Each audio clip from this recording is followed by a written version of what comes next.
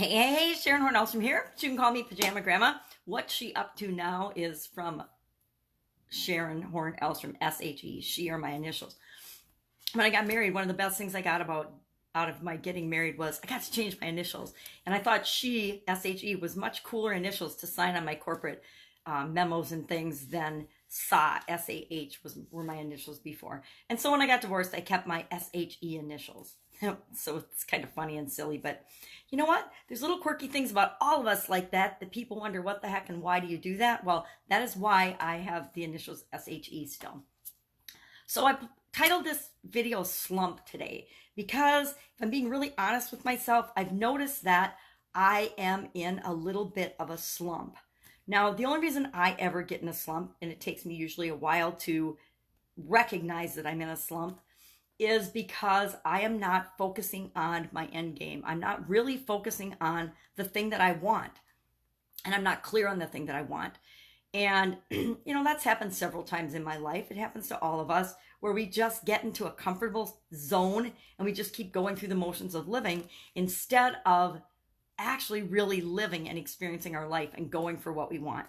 And I am being honest with myself this morning, and I noticed that I am in a slump. Now, I'm not going to stay there. I'll be out of it by tomorrow because I consciously recognize that I'm in this kind of funk. And a lot of times, though, I lost my voice last week and I got actually physically sick.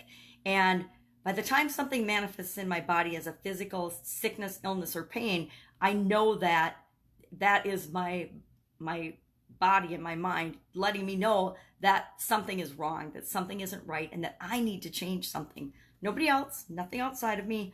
I need to change something.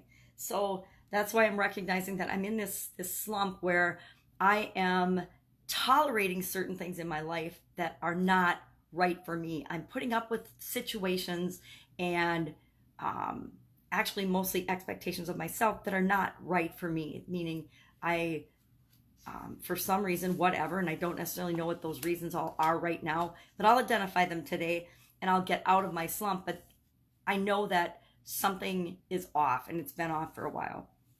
I have a tendency to let things get really out of whack in a certain area of my life before I notice them. And if I look back at my past, whenever I have a health challenge or an illness, it is a clear indicator and warning sign to me that something else is wrong in my life. Something else is off.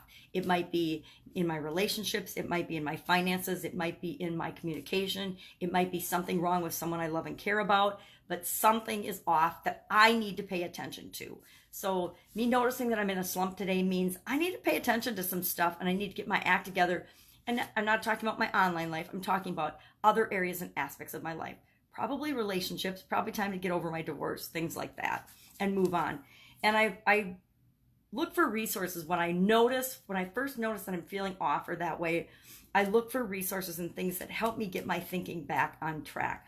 And I think I've mentioned before, one of the things I do is I go to these card decks, and I also go to little books of wisdom from people that are much wiser and much more experienced than me. This is Everyday Wisdom for Success from Wayne Dyer. I love little books like this because they're little tidbits of wisdom and learnings that people that have gone before us have that we can learn from if we're open to reading them and experiencing them. So here was today's. I thought it was kind of funny and quite appropriate for me probably.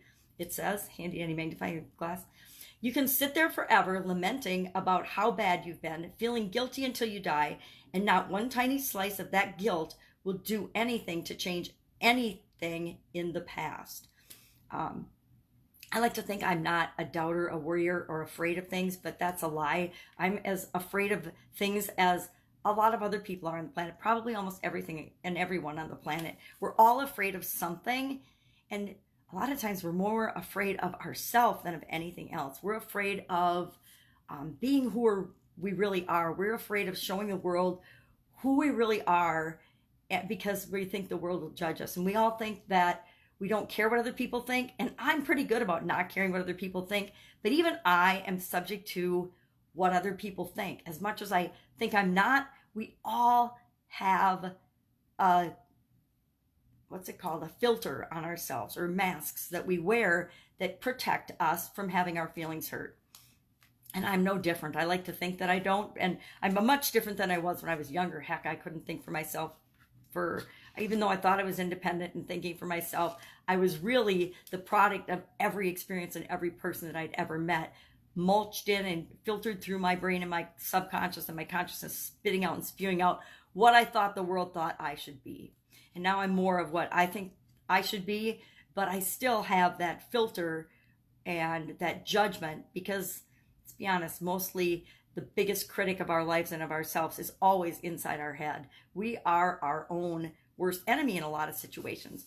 And so I think part of the message that I'm getting and the slump will leave when I realize that I need to stop being my own worst enemy. I need to stop criticizing. I need to stop filtering the things I want to do and achieve based on what I think I should or am capable of, and just go for what it is that I know that I'm here to do and how I'm here to serve the world.